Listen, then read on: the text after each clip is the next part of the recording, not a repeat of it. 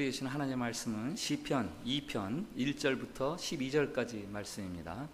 제가 가진 성경 구약성경 805페이지 시편 2편 1절부터 12절까지 말씀입니다.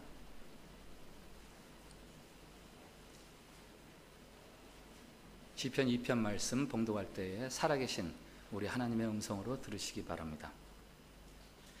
어찌하여 이방 나라들이 분노하며 민족들이 헛된 일을 꾸미는가? 세상의 군왕들이 나서며 관원들이 서로 꾀하여 여호와와 그의 기름 부음 받은 자를 대적하며 우리가 그들의 맨 것을 끊고 그의 결박을 벗어버리자 하는도다. 하늘에 계신 이가 웃으심이여 주께서 그들을 비웃으시리로다.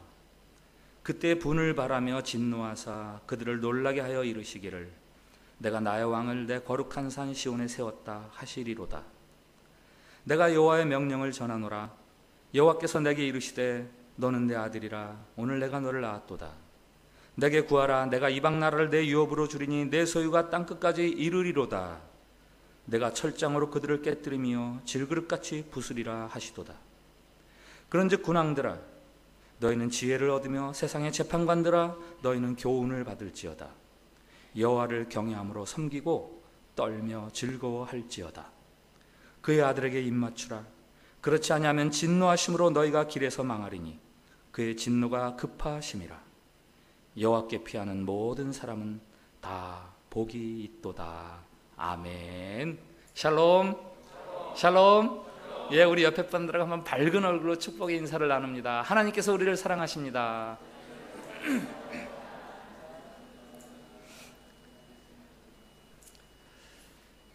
구약 성경에 있는 시편 150개의 시에는요 반복해서 사용하는 어떤 시적인 모티브 혹은 시적인 이미지가 있습니다. 그 중에 하나가 복 있는 사람이에요. 복 있는 사람. 시편을 열면 제일 첫 편, 시편 1편 제일 첫 문장, 복 있는 사람은 이렇게 시작하잖아요.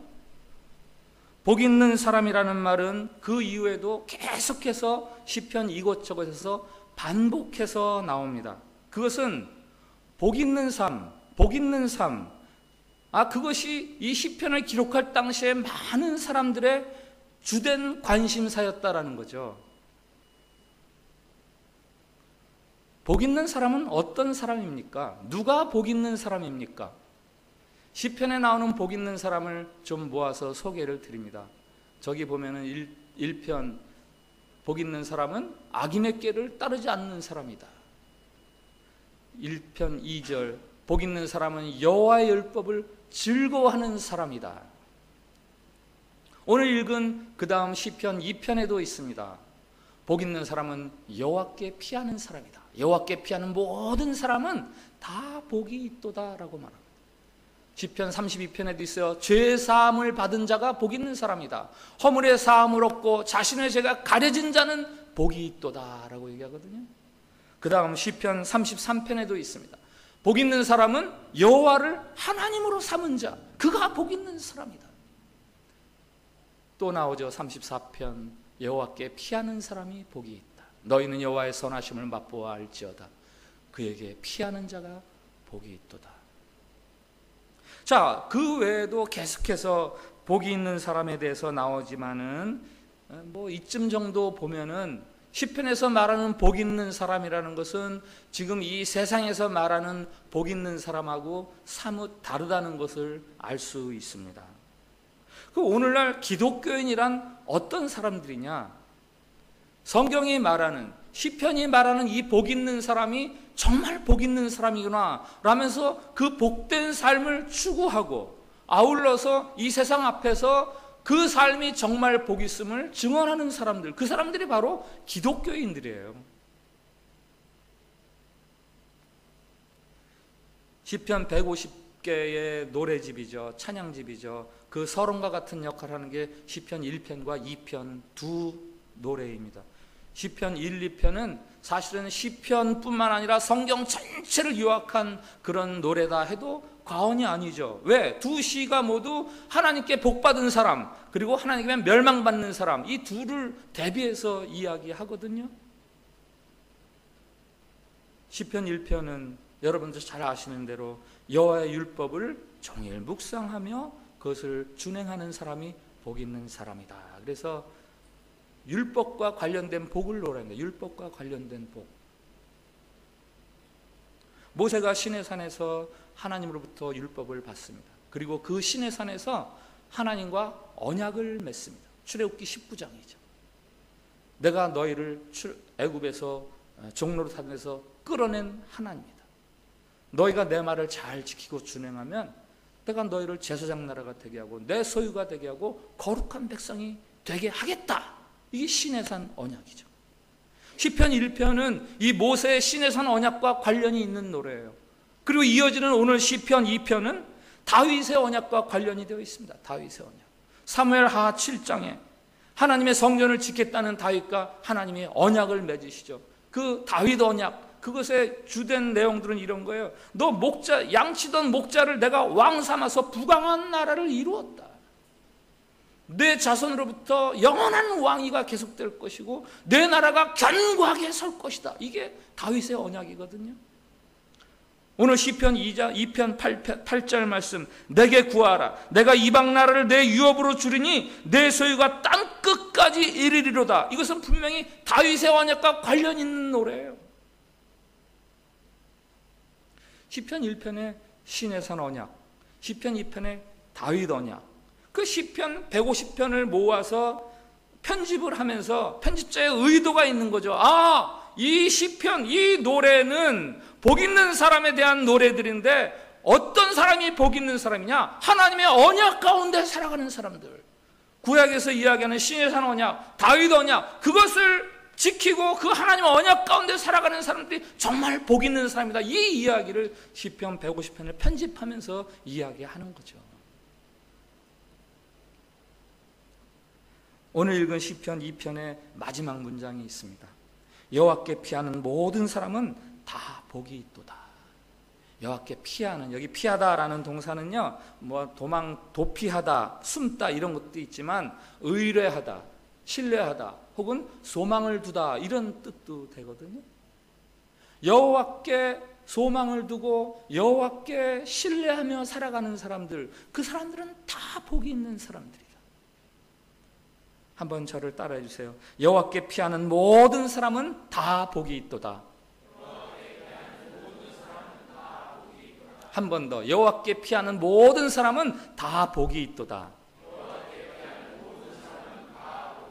아멘. 여기 모든하고 다가 중요하죠. 모든하고 다가 중요하죠. 여호와를 신뢰하고 여호와께 소망을 두고 살아가는 사람들은 예외 없이 누구라도 다 복 있는 사람이다.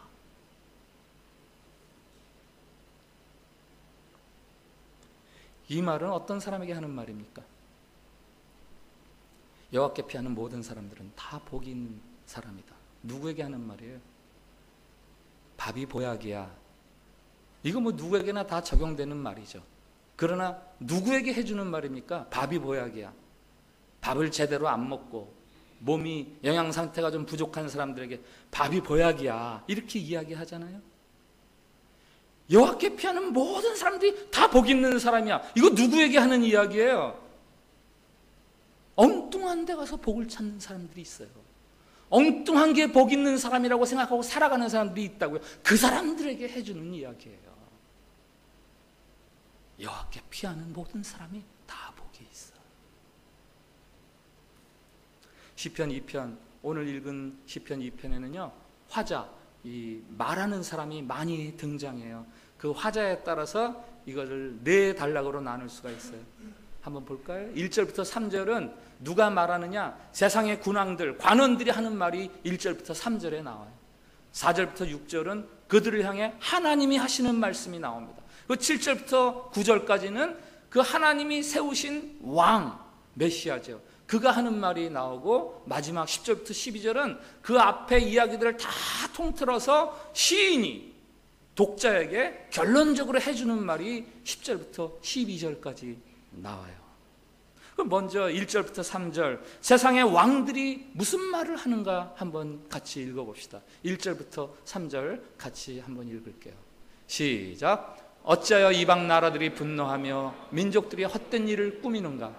세상의 군왕들이 나서며 관원들이 서로 꾀하여 여호와와 그의 기름 부음 받은 자를 대적하며 우리가 그들의 맨 것을 끊고 그의 결박것을 벗어버리자 하는도다. 아멘. 세상의 군왕과 관원들 누구예요? 세상에 힘 있다 하는 사람들이요, 세상에서 잘 나간다 하는 사람들이요, 그들이 말합니다. 하나님의 맹거 그거 끊어버리자. 하나님의 결박 그거 필요 없어. 우리가 무슨 얘기예요? 우리가 좀 마음대로 좀 살자. 우리 힘으로 살자. 하나님 필요 없어 라고 이야기하는 거예요. 그때 하나님이 하시는 말씀이 4절부터 6절까지 말씀이죠. 하늘에 계신 이가 웃으시며 주께서 그들을 비웃으시리로다.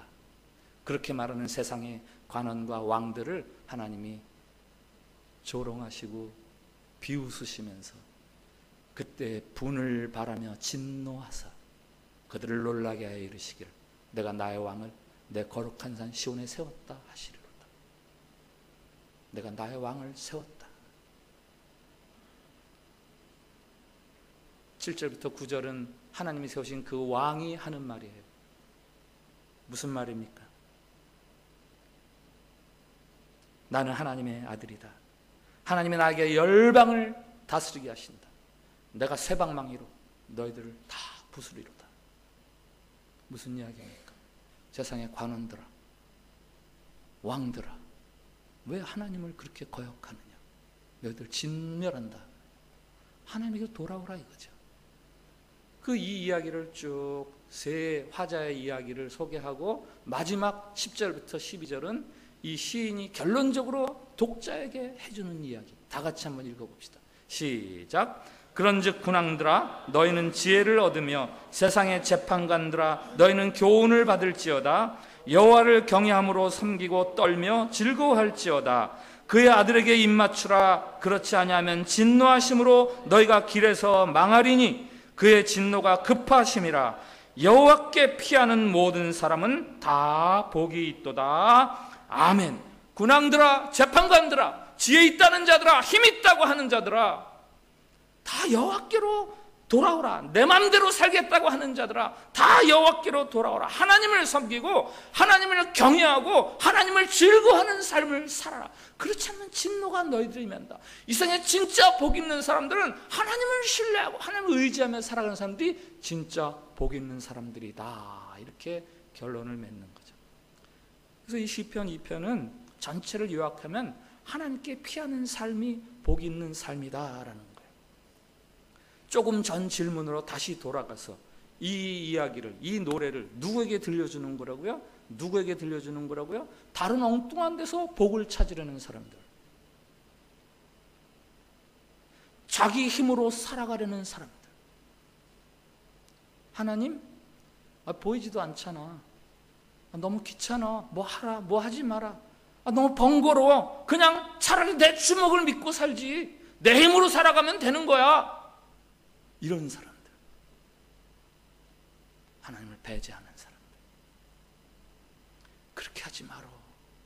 그럼 멸망의 길이야, 진노의 길이야. 보이지 않지만 하나님을 경외함으로 그를 즐거워하면서 살아. 인생의 복과 관련돼서 성경이 집중적으로 터치하는 부분이 있어요. 그것은 바로 죄입니다. 죄. 인생의 복, 사람들의 행복과 죄는 너무너무 밀접하기 때문이에요. 그 죄는 뭐예요? 사람을 죽이는 게 죄입니까? 거짓말하는 거? 음란한 거? 그런 것들은 죄가 아니라 죄된 상태에서 나오는 죄의 결과물들이에요. 죄된 상태에서 맺어지는 열매, 죄라는 나무는 다른 거예요. 그 죄는 뭐냐? 본질적으로 내 삶에서 하나님을 배제하는 거, 그게 죄예요. 성경이 말하는. 내 삶을 내가 내 힘으로 살아가면 되지, 하나님이 어디 있어? 이게 죄라는 거예요. 거기서 살인도 나오고 음란함도 나오고 거기서 탐욕도 나오고 거짓말도 나오고. 창세기가 소개하는 아담과 하와의 죄가 바로 그거죠. 아담과 하와가 하나님이 하지 말아라, 먹지 말아라, 이거 귀찮아요, 이거 벗어나고 싶어요. 그 후손인 모든 인간이 자신에 대한 하나님의 간섭, 그 굴레를 벗어나는 게 자유함이라고 생각합니다. 내가 하나님처럼 살아. 내가 하나님처럼 될 수 있어.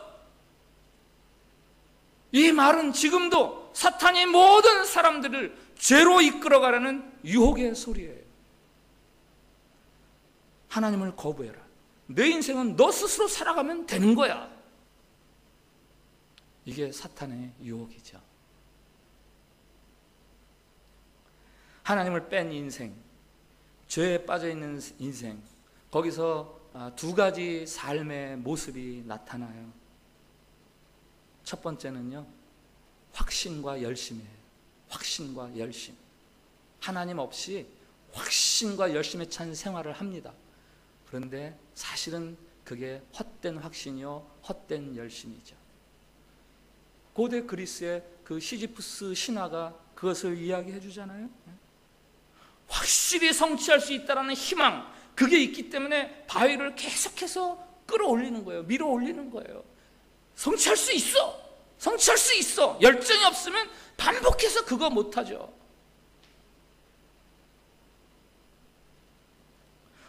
고대 사람들보다 오늘날의 사람들은 더하죠. 더하죠. 열심히 살아야지. 치열해야 돼. 삶은 빈둥빈둥거리는 거 아니야. 네가 열심히 하는 만큼 네 삶은 행복한 거야. 고지를 점령해야지.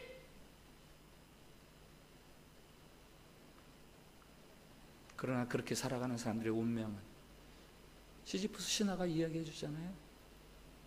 허무한 거죠. 아무 열매가 없습니다. 남길 것이 없습니다. 성경의 전도서 기자가 말합니다. 헛되고 헛되며 헛되고 헛되니 모든 것이 헛되도다. 헛되다고 5번이나 반복해서 이야기하지요. 이 말은 자신이 계획했던 일들이 실패해서 하는 말이 아닙니다. 자신이 이만큼을 모았는데 자기도 모르는 새에 구멍이 나가지고 그 돈이 다 빠져나가서 빈주머니 차고 아이고 헛되네 그러는 거 아니에요. 전도서 2장을 읽어보세요. 그는 누구보다 사업을 크게 벌입니다. 집을 짓고 포도원을 일구고요. 왕들의 소유한 은금, 보배를 다 차지하고요. 노래하는 남녀들이 있고요. 인생들이 기뻐하는 처첩들이 즐비해요. 이렇게 말하죠. 전도서 2장 10절. 무엇이든지 내 눈이 원하는 것을 내가 금하지 아니하며 무엇이든지 내 마음이 즐거워하는 것을 내가 막지 아니하였다. 내 마음대로 살 수 있었다라는 얘기죠. 내 마음대로 할 수 있었다. 그러나 그 다음 2장 11절. 내가 해 아래서 수고한 모든 것에 대하여 실망한다. 세상적으로 큰 성공가예요.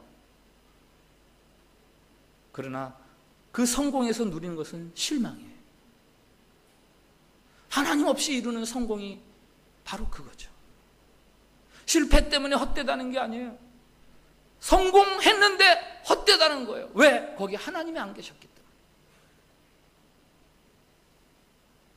때문에. 하나님을 배제한, 하나님을 자기 삶에서 제어한 인생은 그래서 필연적으로 허무와 절망으로 연결이 됩니다. 이게 두 번째 특징이에요. 처음에는 확신과 열정으로 시작했다가 허무와 절망, 낙심으로 빠져드는 거죠. 절망에서 오는 포기, 스스로 극복할 수 없는 인생에 대한 절망. 프란츠 카프카의 소송이라는 소설이 있습니다. 주인공 조세프 K, 30세 되는 생일날 아침. 여러분 30세 된 적이 있으시죠? 30대 뭡니까? 딱 인생에 대한 가장 불붙는 듯한 열정과 비전과 힘이 솟구치는 그때가 바로 30 아니에요? 30? 그 30 되는 아침에 정체 모를 사람들이 방에 들이닥쳐서 그를 체포합니다. 소송이 걸렸다는 거예요. 자기는 그런 일을 알지도 못해요. 근데 소송이 걸렸대. 너 피고야. 너의 결백을 증명해봐. 자기는 뭐가 뭔지도 몰라요. 그 결백을 증명하려고 온갖 애를 쓰지만 아무도 자신의 결백을 믿어주지 않아요. 딱 한 사람, 화가가 그 말을 믿어주는데 화가가 하는 말이 그거예요. 그래, 너 결백할 수 있어. 그런데 너 이 소송 못 이겨. 너 결백할 수는 있어. 그런데 이 소송에서 너 질 거야. 31살 되는 생일날 그가 처형을 당합니다. 이유도 모르는 소송, 무슨 법인지도 알지도 못하는 법 때문에 처형을 당하죠. 절망적인 인생이라는 큰 과제 앞에서 무기력한 우리들에 대한 소설이에요. 1970년대에 활동한 가수 패기 리라는 여자 가수가 부른 이게 전부인가? 원 제목은 Is That All There Is? 라는 건데, 이게 전부인가? 라는 그런 노래가 있어요. 가사의 내용은 이런 거죠. 어린 소녀 시절 집에 불이 났다. 그때 아버지의 그 표정을 잊을 수가 없다. 잠옷을 입고 떨며 모든 것이 사라지는 것을 볼 때 이것이 전부인가? 라고 물었다. 아버지를 따라 서커스를 갔다. 서커스를 보다가 뭔가 빠져있음을 느꼈다. 그게 뭔지 모르지만 다 끝났을 때 서커스가 이게 전부인가? 라고 물었다. 그녀에게 기쁨과 만족을 주었어야 할 것들이 매번 실망을 주는 거죠. 늘 뭔가가 빠져 있습니다. 번번이 이게 전부인가? 라고 묻습니다. 심지어는 세계 최고의 남자와 사랑에 빠집니다. 그런데 어느 날 그가 떠납니다. 죽을 것만 같습니다. 하지만 난 죽지 않았고 이게 전부인가? 라고 물었다. 노래 각 절마다 후렴이 있어요. 그 후렴은 이렇습니다. 이게 전부인가? 전부란 말인가? 이게 전부라면 친구여 계속 춤이나 추자. 술판을 버려 실컷 즐기자. 이게 전부라면, 이게 전부라면. 파티가 벌어집니다. 그러나 기쁨은 없습니다. 이 재즈 곡이거든요. 아주 흐느적거리는 재즈 곡이에요. 삶에 대한 기대가 식고 무감각해지고 심드렁해지고 냉소적이 되고 최종적으로 그 노래에서 삶만큼이나 죽음조차도 이제는 실망스럽다는 것을 예감해요. 그래서 죽음을 서두를 이유가 없다라고 말합니다. 삶에 대한 아무런 재미를 못 느끼면서 죽음도 서두를 필요가 없다 이렇게 말하죠. 너희는 말하겠지. 그렇다면 왜 다 끝내지 않냐고. 하지만 난 아니야. 서두를 게 뭔가 그 최후의 실망을 지금 이 순간에도 난 똑똑히 알거든. 최후의 순간이 와서 내 숨이 끊어질 때 그때도 난 말할 거야. 이게 전부인가? 카프카의 소설 소송이나 패기리의 노래 이게 전부인가나 다 똑같은 노래, 똑같은 이야기죠. 삶의 무의미함에 대한 노래입니다. 왜? 하나님이 없기 때문에. 포스트 모던주의의 가장 큰 특징이 뭐죠? 내가 원하는 것을 속박하는 것을 깨라라는 거예요. 원칙과 규범 이런 거 다 필요 없다라는 거예요. 내가 원하는 대로 할 수 있는 것 그게 최고의 자유다라는 거예요. 그래서 기독교가 안티가 생기는 거예요. 이 시대의 그 사상적인 흐름 때문에. 왜? 기독교는 하라 하지 마라 하는 규범의 하나님으로부터 나오는 규범의 종교잖아요. 그런 거 다 깨버려라. 자유로워야 된다 이제는. 자유를 제한하는 모든 것이 틀렸다라고 말하지만 그러나 그 그릇된 자유함 때문에 자기 자신이 노예가 되어가는 거예요. 무의미한 인생의 노예. 그것이 바로 하나님 없는 인생을 향한 하나님의 진노예요. 하나님 없이 살아가는 인생을 향한 하나님의 진노요, 하나님을 배제하는 시대를 향한 하나님의 분노가 하나님 없이 살아가는 삶의 무의미함. 열심히 살았지만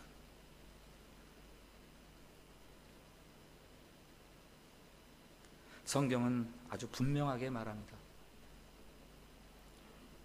복이 있도다. 하나님을 인정하고 그를 신뢰하며 그를 경외하며 살아가는 사람들이요. 두렵고 떨리는 마음으로 하나님을 경외하고 그 말씀을 따라 살아가며 그 삶을 즐거워하는 사람들, 그들이야말로 진짜 복 있는 사람들이라고 성경은 우리에게 선포하고 있습니다. 하나님의 기름 부어 세우신 왕 메시아,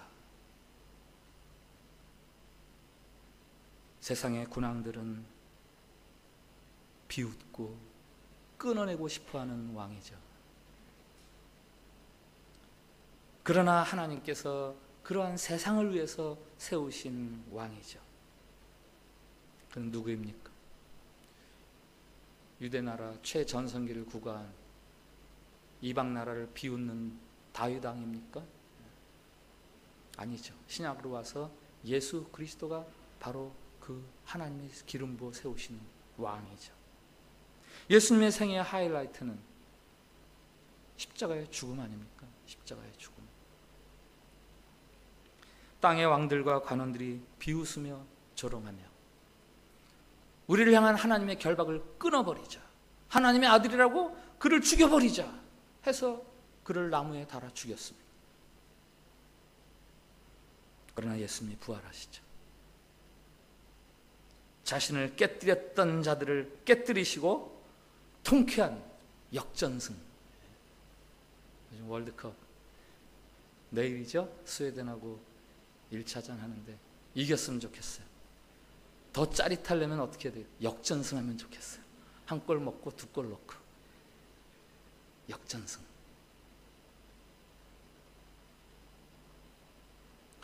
아이고, 내 말대로 되면 좋겠습니다.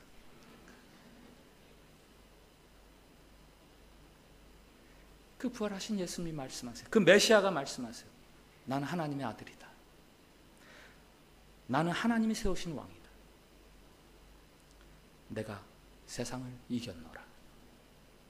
내가 세상을 이겼노라. 오늘이 무슨 요일이죠? 주일이죠? 일요일이죠? 아니요, 오늘 어떻게 보면 토요일이에요. 저 무슨 말인가? 예수님의 죽으심은 금요일날 있었던 사건이고 예수님의 부활은 주일날 있었던 사건이고, 우리는 신앙인들은 그 예수님의 죽으심 후에 부활, 그 중간 사이에서 부활을 기다리며 살아가는 사람들이죠. 부활을 꿈꾸며 죽음 같은 시간을 견디고 있는 사람들, 현재의 어려움과 갈등을 끌어안은 채 하나님이 세상을 이기게 하셨어 라는 소망을 가지고 숨죽이지만 소망을 가지고 살아가는 사람들. 토요일. 신앙인의 고민이 무엇입니까? 여러분들의 고민이 뭐예요? 믿고 바라는 것, 신앙 안에서 약속된 것, 그런 것들하고 지금 내 삶의 현실하고의 그 괴리, 그 거리감, 그런 것들이 갈등이 되잖아요. 그런 것들이 괴롭잖아요. 왜 약속대로 안 이루어지지? 하나님이 계신가? 이거 하나님의 약속 맞나? 하나님이 없는 건 아니야?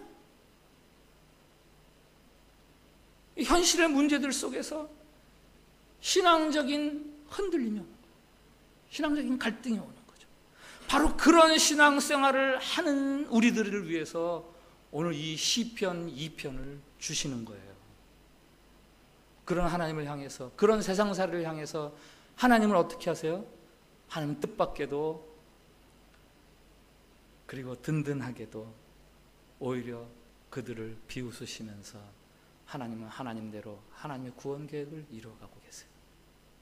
하나님의 기름 부으신 왕을 세우시고,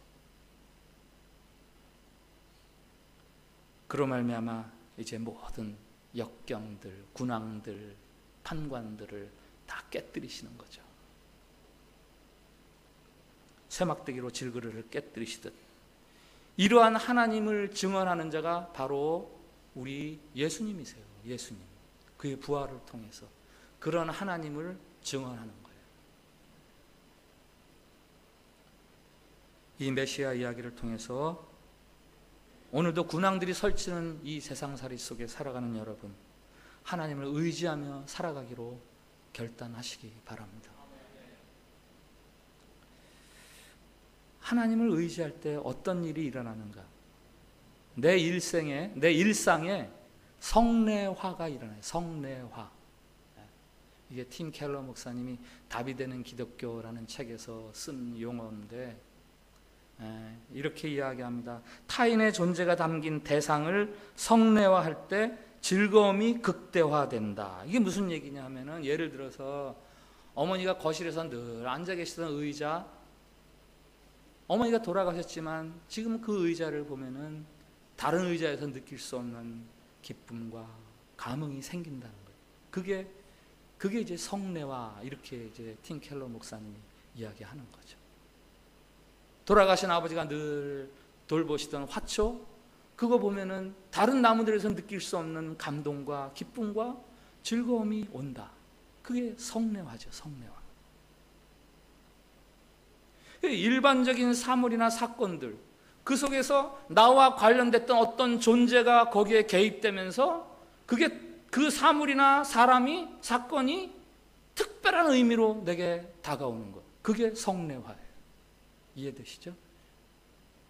예수 그리스도를 주로 믿으면 이 일상이 성례화가 우리에게 일어나는 거예요. 갈등이 있어요. 문제가 있어요. 괴로움이 있어요. 그러나 그런 것들이 성례화되면서 내 안에서 특별한 기쁨과 감동과 만족이 되는 거예요. 왜? 하나님께서 천지를 지으시고 나를 지으시고 나를 인도하시고 나를 구원해내실 하나님이 예수 그리스도를 보내시면서 그 사랑을 확증해 주신 하나님이 지금 내 삶에 허락해 주신 이것들이니, 내 아내, 내 남편을 바라보면서 그 하나님을 생각하면, 내 직장을 바라보면서 그 하나님을 생각하면 이제 그것들이 특별하게 내 안에서 새로이 성례화가 일어나면서 새로운 감격과 감사와 만족이 되는 거죠. 그것들이 내 안에서 거듭난 일상으로 나타나는 거죠. 아니, 내가 거듭나는 거죠. 내가 거듭나는 거죠. 매일매일 살아가는 게 하나님과 관련 지어지면서 특별한 것들로 다가오는 거예요. 하나님을 믿는 믿음이란 바로 그거예요. 믿어서 구원받는다, 거듭난다, 바로 그겁니다. 예수 믿으세요. 구원받습니다. 삶이 변합니다. 삶을 바라보는 눈이 달라집니다. 감사가 나오고 만족이 나오고 기대가 생기고, 내 인생 내가 마음대로 살 거야, 하나님은 무슨 하나님 하면서 살아가는 사람들은 허무와 절망밖에 경험할 수가 없는 거죠.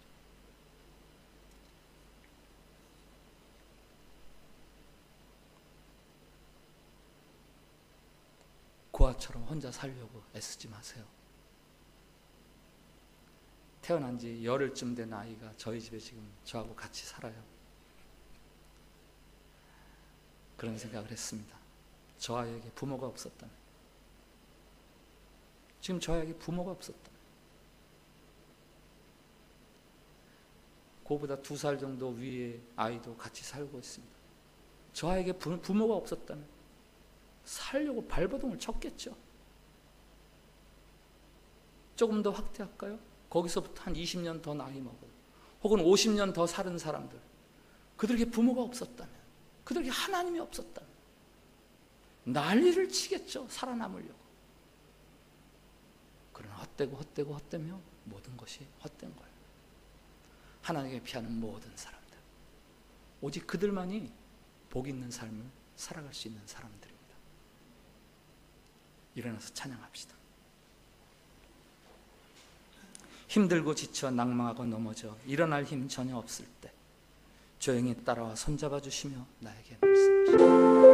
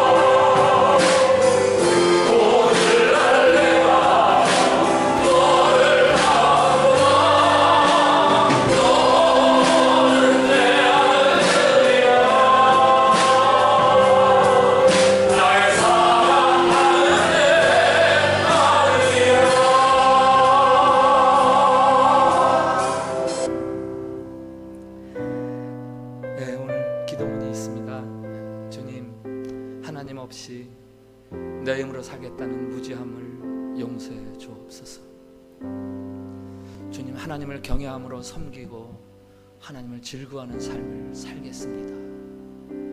주님, 예수 그리스도의 사랑을 통해 일상의 삶에 기쁨과 즐거움을 회복하게 하옵소서. 우리 저 기도를 같이 드리고 각자의 기도를 자유롭게 드리겠습니다. 시작. 주님, 하나님 없이 내 힘으로 살겠다는 무지함을 용서해 주옵소서. 주님, 하나님을 경외함으로 섬기고 하나님을 즐거워하는 삶을 살겠습니다. 주님, 예수 그리스도의 사랑을 통해 일상의 삶에 기쁨과 즐거움을 회복하게 하옵소서. 아멘. 주님, 복 있는 삶의 비결 다시 들려주셔서 감사드립니다. 하나님이 내게 결코 속박이나 결박이 아니라 즐거움의 원천임을 알게 해 주시옵소서. 하나님에게서 벗어나는 것이 자유가 아니라 하나님 안에 속하는 것이야말로 자유롭고 복된 인생임을 확신하게 해 주시옵소서. 하나님을 경외하고 따르며 하나님을 더더욱 즐거워하겠습니다. 우리의 하나님이 되시어서 우리를 복되게 해 주시옵소서. 예수 그리스도를 통해 주신 약속 그대로 하나님 안에서의 구원의 즐거움이 매일매일 더해가게 해 주시옵소서. 하나님을 거부하라고 하는 이 세태 속에서 하나님과 더불어 살아가는 삶의 즐거움을 증언하는 증인이 되기를 원합니다. 예수 그리스도 그 아름다운 이름을 자랑할 수 있게 해 주시옵소서. 예수님의 이름으로 기도합니다. 아멘.